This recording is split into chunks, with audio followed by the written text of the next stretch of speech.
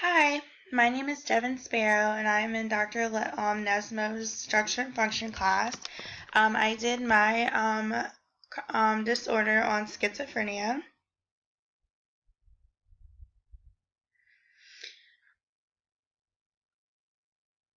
So basically, schizophrenia is a strenuous disorder that makes it difficult to distinguish between what is real and what is not real.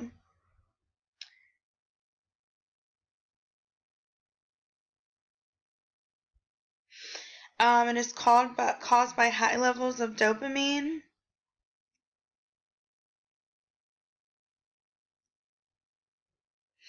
It's said to have been high levels of dopamine and then excessive number of receptors of dopamine, or also it could have been caused by a reduced gray matter volume. And this is a picture that kind of like shows like what they go through as an individual. Like they feel like they are multiple people when really they're just that one person.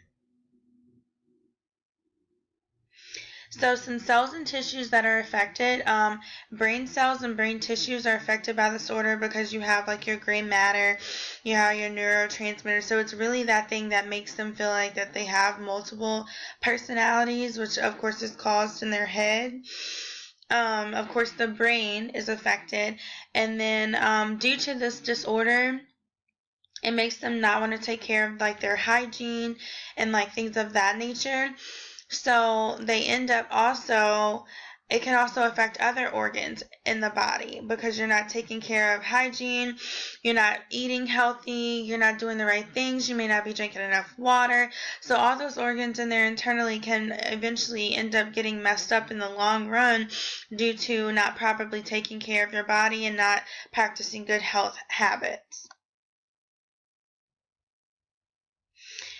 So some signs and some symptoms are going to be, excuse me, mood swings, depression, social withdrawal, hostility, odd or irrational statements, expressionless gaze, oversleeping, also like crying without like any reason. Is said to be a crying or laughing with joy inappropriately is said to be also a symptom. Forgetfulness is said to be a symptom. Extreme reaction to criticism. Um, Being suspicious, like they think that someone's always like plotting on them or planning something against them when really no one is. That's also said to be a symptom. Let's see. It's just really anything that can just make them, really anything that shows that how their disorder is making them stand out as a person. Um, there are 5 types of symptoms characterized for schizophrenia. The first one is delusion. The second one is hallucinations. The third one is disorganized speech. The fourth one is disorganized behavior. And the fifth one is negative symptoms, basically. And this can vary person to person. It's not like a set thing where every person has like this or every person has like that. Every person is different. So whereas a person may have it mildly and still be able to function normally, another person may have it extremely bad. Like this person in this picture has, if you can see, 8 personalities going on. So I bet she is really like, losing her mind because I can only imagine we only have one person. Sometimes we go crazy in our heads, but she has several. So some treatments. Some treatments are going to be medications. So like here are a few examples. Latuda, Invega, Geodin, oral. All of these are some good examples. And it's said to see your psychiatrist regularly. So I would say normally they would do anywhere between like 2 to 5 visits per week, somewhere in there, just to kind of like talk about like what's been going on in their life or what's been happening or how has your medication affected you or things of that nature, just to get those personalities under under a certain scope so that the person can kind of function normally and kind of live normally. The psychiatrist is said to really help them. It helps them kind of function and get back into the groove of kind of like being normal. It kind of takes away some of those symptoms of like hearing things and like seeing things. And of course, taking their medication also plays a vital part in that. And then visiting the regular primary doctor is very important as well, because it just kind of keeps up with their normal health. So it makes sure that they are, taking care of their hygiene, making sure that everything is functioning properly, that their systems within their body or everything is just working properly, so that nothing goes missed as far as their treatment is concerned. Like if a medicine is doing a certain thing to their body, or they're becoming depressed, like just certain things like that, you just have to keep monitor, because it's such a unique disorder that anything could happen or anything could trigger something else. So you just kind of have to keep your eyes fully on it. Prevention, I would just say going to the doctor regularly, and also another thing I can add is just paying attention. Whether it's you or a loved one, paying attention to those symptoms. Hey, do they have mood swings? Do they forget a lot? Do they sleep a lot? Are they always depressed? Are they socially distraught? Are they withdrawing from you, from your family? You just have to look at those symptoms and kind of evaluate how they act as a person to kind of see exactly what's going on. It's not something where you just automatically look at a person and see. You kind of have to watch their behavior and kind of see, excuse me, and kind of see how they function as a person. So some short-term consequences are going to be personality changes and mood swings.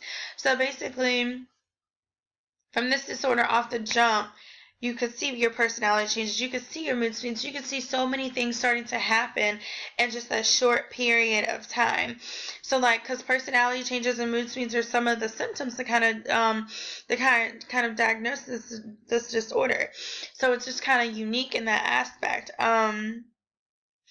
It's very strange, but these two are very common to kind of lead you into whether or not they have this disorder in the first place. Some long-term consequences are relationships, hygiene, social skills, and personal goals. As far as relationships, if you have this disorder and you've been struggling with it for a hard time, it's going to be hard to talk to people. It's going to be hard to communicate with people, not just people in the world, but people in your family. It's going to be very hard to deal and see things like that. Your hygiene, as I've said, that's a long-term consequence, because if you have not been eating right, you have not been taking care of your body, you have not been making those regular doctor visits, then hygiene is definitely going to play a part. You could have things like your blood count is low, your calcium could be low, your iron could be low, you could have low vitamin D levels. Like, so many things could be going on. So it's just very important to keep up with what you're eating, what you're drinking, making sure that you're exercising at least a little bit, taking care of your body, making those regular doctor visits, and just making sure that, even brushing your teeth and showering, that plays a big part in hygiene.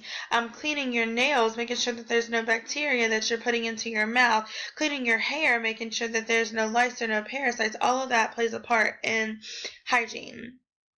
Social skills. It really plays a part in your social skills, because it's hard to communicate with other people. It's very hard. Whereas it would be easy for me to just walk up to someone and start a conversation, or to make a new friend at a gas station. For them, it's just not that. It's not that easy for them. It's hard to even be in the same room sometimes with other people, because they think that someone's plotting on them, or that they are doing things to them that are not really happening, but in their head it is happening. Personal goals. It messes up their personal goals, because they can't really live a life like they would want to. They can't really live a life like other people. And so, whereas I may have a goal to say, hey, I want to be a nurse one day and I want to go to nursing school, they may not be able to have that same goal because they have all these mental health issues, psychological issues going on, to where that maybe they won't be able to afford it, or maybe they can't handle the stress from going to school to taking on a new goal, or even having a family. Like, for me, having a family is a personal goal. That may be something too that's considered a hardship for them because it's something that they can't control as a person. It's something that they really can't see themselves like really getting into because it's just a long shot for them. It's really hard. Um, Buying a house may be hard. Those medical bills can be expensive, so they may not even have the funds to even do that. They may not even have the means to be able to do that. They may not be able to keep a house clean, to keep up a house, to be able to know to pay their bills, when to pay their bills on time.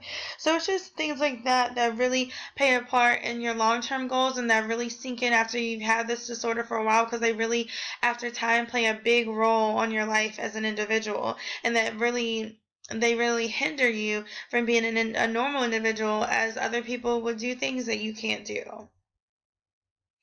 And then this is my reference page, all of the wonderful references that I got my information from.